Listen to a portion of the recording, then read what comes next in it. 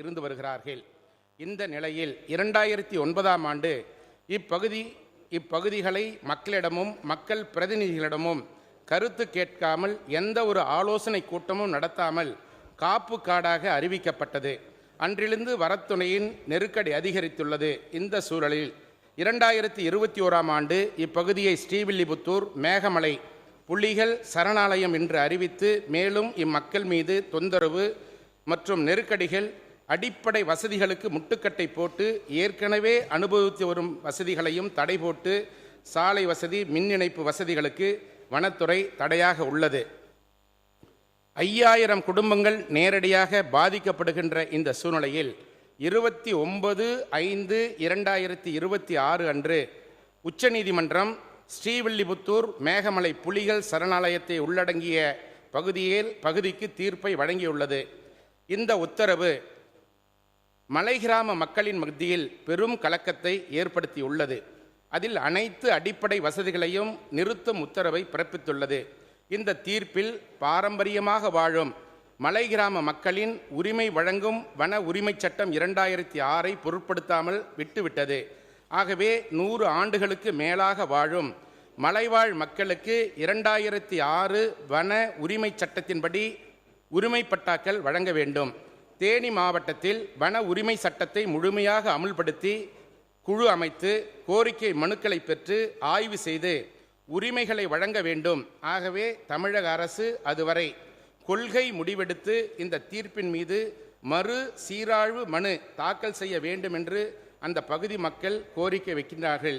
இந்த சூழ்நிலையில் அந்த பகுதியில் இருக்கின்ற பொதுமக்கள், மலைவாழ் மக்கள் அரசனுடைய கவனத்தை ஈர்க்க வேண்டும் என்பதற்காக மாவட்ட ஆட்சித்தலைவர் அலுவலகம் முன்பாக ஆர்ப்பாட்டம் நடத்தினார்கள். அந்த ஆர்ப்பாட்டத்திற்கு எங்களுடைய அனைத்திந்திய அண்ணா திராவிட முன்னேற்ற கழகத்தினுடைய பொதுச் செயலாளர் அண்ணன் எடப்பாடி அவருடைய அனுமதியோடு அங்கே பொதுமக்கள் நடத்திய அந்த ஆர்ப்பாட்டத்திற்கு கலந்து கொள்வதற்கு அனுமதி அளித்து அந்த பகுதியில் இருக்கின்ற கழகத்துடைய நிர்வாகிகள் அதில் கலந்து கொண்டு அரசனுடைய கவனத்தை ஈர்த்தார்கள் என்பதையும் இந்த நேரத்தில் நான் தெரிவித்துக் கொள்கிறேன். இந்த தீர்ப்பின் மூலமாக 4601 நபர்கள் ஆக்கிரமிப்பு செய்திருக்கிறார்கள் என்று சொல்லி 5072.653 ஹெக்டேர் நிலப்பரப்பை ஆக்கிரமிப்பு செய்திருக்கிறார்கள் என்று உச்சநீதிமன்றத்தினுடைய சிவில் மேல் முறையீட்டு மனு எண்கள் 6395, 6397/2005 மூலமாக தீர்ப்பு தெரிவித்துள்ளது. இந்த தீர்ப்பின் மூலமாக அந்த பகுதி மக்கள் பாதிக்கக்கூடாது என்று பல்வேறு போராட்டங்களை அந்த மக்கள் நடத்தி கொண்டிருக்கிறார்கள். எனவே மேற்படி இந்த ஸ்ரீவில்லிபுத்தூர் மேகமலை புலிகள் காப்பகம் என்று கூறி வனத்துறையினரால் மேற்கொள்ளப்படும் நடவடிக்கைகளை நிறுத்துவதற்கு உச்சநீதிமன்றத்தில் வழங்கிய தீர்ப்பின் மீது மறு சீராய்வு மனுவை மாநில அரசு தாக்கல் செய்து இப்பகுதியில் வாழும் 5000 மலைவாழ் ஏழை குடும்பங்களின் உரிமைகளையும் அவர்களின் உடைமைகள் மற்றும் விவசாய நிலங்களையும் பாதுகாத்து அவர்களின் வாழ்வாதாரத்தை உறுதிப்படுத்த வேண்டும் என அனைத்திந்திய அண்ணா திராவிட முன்னேற்ற கழகத்தின் சார்பில் அரசினுடைய கவனத்தை ஈர்த்து அமர்கிறேன். மாண்பு உறுப்பினர் செல்லசாமி அவர்கள்.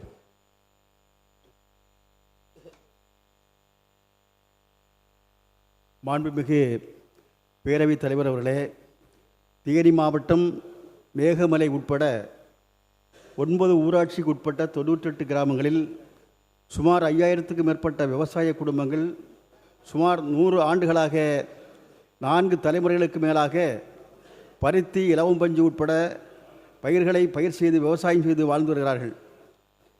கிராம விவசாயிகளுக்கு செம்பு பட்டாவும் வனப்பகுதியில் கால்நடைகளை மேய்ப்பதற்கு புல்வரி அனுமதி சீட்டும் வழங்கி இருக்கிறார்கள். தமிழக அரசும் மாவட்ட நிர்வாகமும் பகுதியில் சாலை வசதி, போக்குவரத்து வசதி, மின்சார வசதி, குடிநீர் வசதி, மருத்துவ வசதி, பள்ளிக்கூடம், சமுதாய கூடங்கள், ரேஷன் கடைகள் ஆகியவை செய்து கொடுத்துள்ளார்கள். இந்நிலையில் கிராம சபாவில் எவ்வித தீர்மானங்களும் நிறைவேற்றாமலேயே வனத்துறை காப்பு காடுகள் என அறிவித்தனர். இதனால் வனத்துறையின் கெடுபிடி அதிகமாகி விவசாய விளைபொருள்கள் சந்தைக்கு எடுத்து செல்லக்கூட வனத்துறையினர் தடைகளை ஏற்படுத்தினர். இப்பகுதி மக்களிடம் பெரும் கொந்தளிப்பு ஏற்படுத்தியது. இதனை எதிர்த்து நடைபெற்ற வழக்குகளில் 24/3/2026 அன்று உச்சநீதிமன்றம் 98 கிராமங்களில் 4601 விவசாய குடும்பங்களையும் 4000க்கும் மேற்பட்ட குடியிருப்புகளை அகற்ற வேண்டுமென உத்தரவிட்டுள்ளது. தமிழக அரசு தனது காவல்துறையை பயன்படுத்த முடியாது என்று சொன்னால் துணை இராணுவ படையை கூட பயன்படுத்துங்கள் என்று உச்சநீதிமன்றம் வழிகாட்டியிருக்கிறது. இது மக்கள் மத்தியில் பெரும் கொந்தளிப்பை ஏற்படுத்தியுள்ளது. 2006 வன உரிமை சட்டம் இங்கே சுட்டிக்காட்டிய விஷயங்களை எல்லாம் அதை கணக்கில் கொள்ளாமல் உச்சநீதிமன்றம் இப்படிப்பட்ட ஒரு மோசமான தீர்ப்பை என்பது கொடுக்கப்பட்டிருக்கிறது. இதன் அடிப்படையில் செப்டம்பர் மாதம் 1 அன்று உச்சநீதிமன்றத்தில் இவ்வழக்கு விசாரணைக்கு வரும்போது தமிழ்நாடு அரசின் சார்பில் மறுசீராய்வு மனு தாக்கல் செய்து மக்களின் வாழ்வினையையும் வாழ்வாதாரத்தையும் பாதுகாக்க தேவையான அனைத்து நடவடிக்கைகளும் தமிழ்நாடு அரசு எடுக்க வேண்டும் என்று மார்க்சிஸ்ட் கம்யூனிஸ்ட் கட்சி கேட்டுக்கொள்வதோடு அரசு மேற்கொள்ளும் அனைத்து நடவடிக்கைகளுக்கும் மார்க்சிஸ்ட் கம்யூனிஸ்ட் கட்சி துணை நிற்கும் என்பதையும் தெரிவித்து அமர்கிறேன்.